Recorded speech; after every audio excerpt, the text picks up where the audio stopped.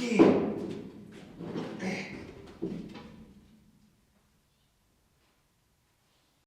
just bought this $200 bench for $5. I'm gonna flip it for $1,000.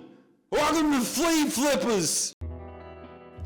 Now that we've got the sillies out of the way, I did go to a local secondhand store and they were having a closeout sale. This was $20. Now, if you've been following me for any length of time, you'll know that I enjoy restoring and renovating old stuff. It's usually of the mechanical nature, but I couldn't say no to this bench for 3 reasons. 1, it was probably gonna end up in the landfill. 2, I talked them down from $50 to $20. And 3, I hate the old white plastic chairs that I've had on my patio for 4 years. Now you may be wondering, but Brett, you build stuff for a living. Why wouldn't you just build your own bench?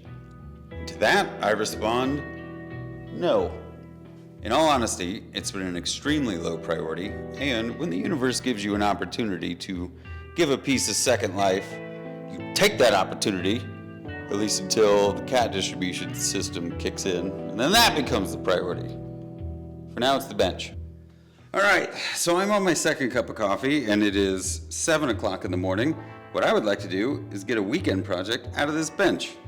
Here's what we need to do. Obviously, the main thing that needs doing is replacing this wood. I mean, between the UV levels and the heat that we've got out here, who knows how old this thing is, but this wood is toast, or cooked, as the Gen Zers say.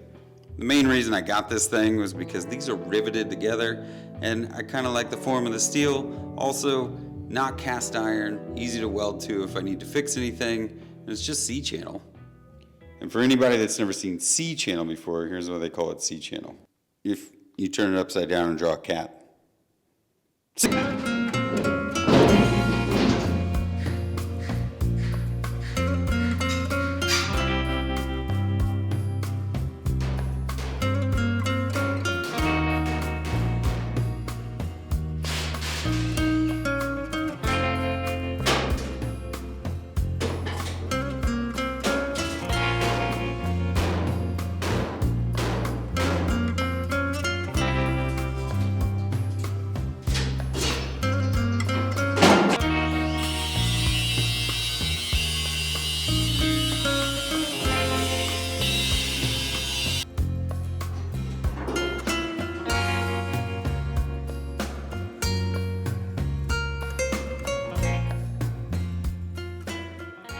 Alright, well, that took longer than expected because all of the carriage bolts were either rusted or they were just spinning because the wood was made of powder.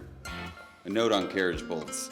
So carriage bolts are wonderful, but this little square section towards the top, over time, will either, rust out or kind of round itself off if it's been tightened over and over again. And when your wood is made of powder and held on with hopes and dreams, and you can't get that nut off there, it's just gonna spin in place. So that's why I had to cut everything, and you know what?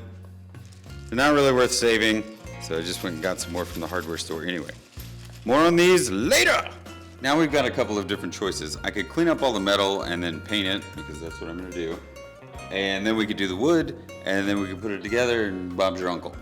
Instead, I like to compartmentalize. So I'm gonna do all the dirty work first, and then we do all the finishing and cleaning after that.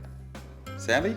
We're gonna take a couple measurements before we cut any wood, because measure twice, cut once, but probably still ruin the first piece because your measurement is always wrong. Luckily, we're working with some easy numbers, and all these are gonna be 6 feet long. But we have some important notes to keep in mind along the way. Let me show you.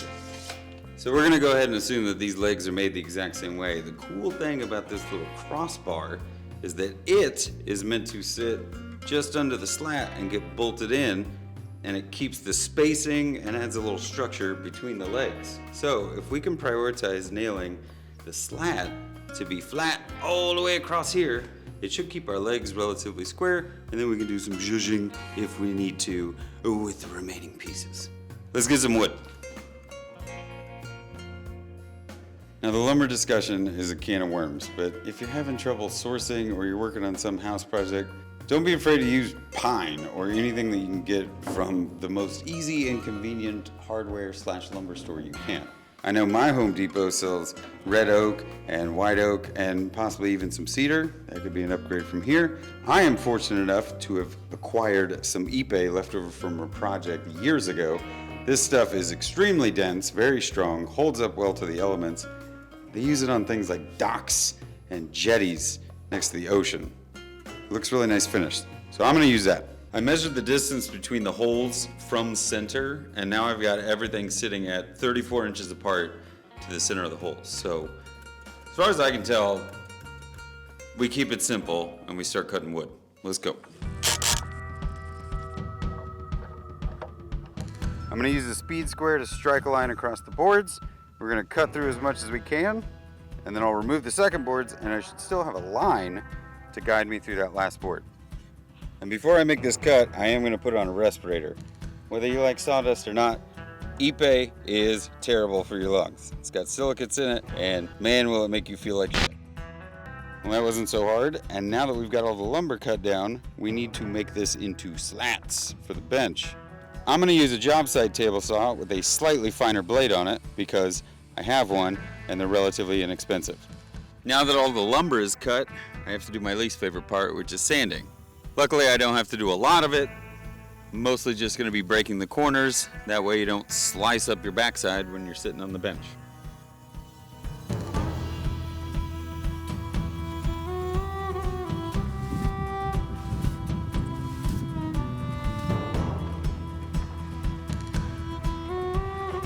All right, well, that's my least favorite part dealt with. The thing is, it's 10:30, so we're making good time, but it's already 100+ degrees outside. So we're gonna move things inside, and after I take a little break, first thing I'm gonna do is put all these boards together, and we're working from the center out because that should help us keep everything nice and square. And then I should be able to take some measurements from the ends of the board once I've got it on the frame, and that should kind of confirm where everything needs to sit in space. So let's do that.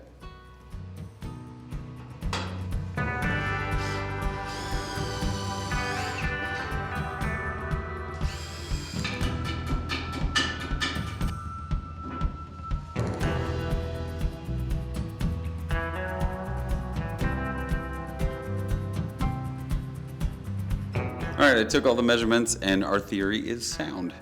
All of these planks are the same distance from the frame, which means I should be able to drill the holes, and then our dirty work is done. Then we've just got cleanup and finishing. Let's cruise.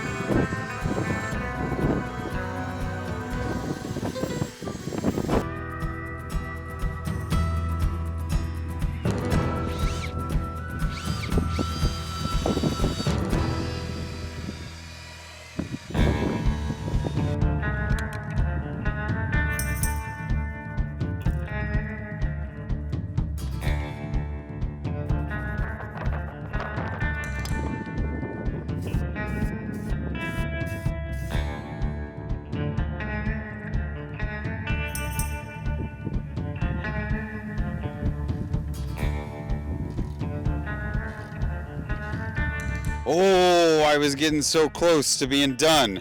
I was about to drill these two holes and put the carriage bolts in, and I looked up and realized I am missing something. Do you know what it is? At the start of this video, I said something like measure 400 times and cut once, and I told myself I was gonna add another slat for a little bit more back support and comfort on this thing. And I said cut 7 boards, and I didn't. Rather than get upsetty spaghetti over the situation, we now have an opportunity to talk out how you would do this if you didn't have the wood on hand. Which, by the way, I only had enough for 6 pieces anyway, so that one's on me.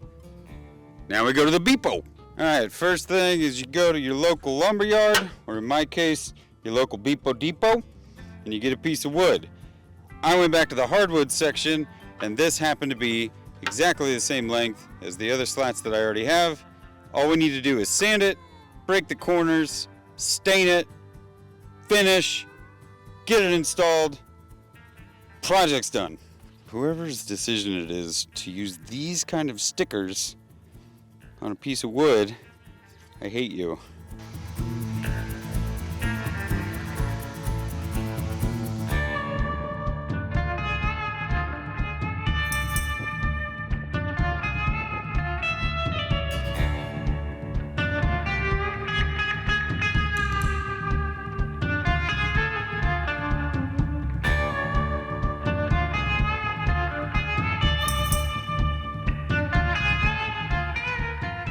Alright, it's officially put back together, but as you can probably tell, it is getting dark. I still finished it in a short period of time.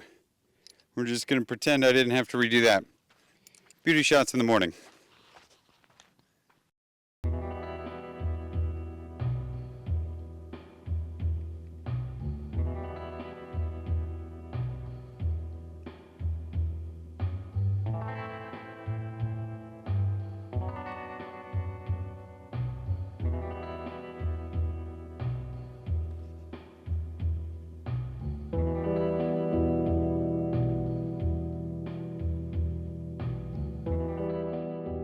Alright, I will call that a wrap. I'm very happy with my bench, but let's talk details, because restoration projects always come with a certain degree of cost or time. So I wrote some notes down as I was working on the project. I legitimately bought this bench for $20 from a flea market that was shutting down or moving, and they told me anything they didn't get rid of was going to go to the landfill. So let's call it a win for saving something from going in the dump. The Ipe wood that I used, minus the one piece that I had to go and buy, was technically free, but I looked it up online, and 1x3 lumber, which is what you would probably use for something like this, would have cost about $40. The hardware, nuts, bolts, what have you, was about $20. Paints and stains, maybe another 20 bucks. And it took about a day and a half, so nice weekend project. Not too much time, but I would consider the things that I used pretty affordable, and you can always work your way up depending on what kind of projects you want to get into. The plastic chairs that I referenced and subsequently kicked into the stratosphere are about 60 bucks, and I have 2 of them, so that's $120. We actually spent $20 less restoring the bench than we would have buying 2 of those plastic chairs as a temporary solution. So there's another win. And yeah, the shop tools, they cost money, but you'll be surprised at what you can achieve with very little. Restoration projects tend to be solid wins and usually require more elbow grease than they do tools anyway. And usually, you learn something. So another win, triple win, quadruple, I don't know what we're on. The last thing I'll say about restoration projects is don't be intimidated by them. Buy the old rusty, broken thing and then fix it. If it lasted long enough to find its way to you, fix it up, it'll probably last a while longer. That's it. Let me enjoy my sunset.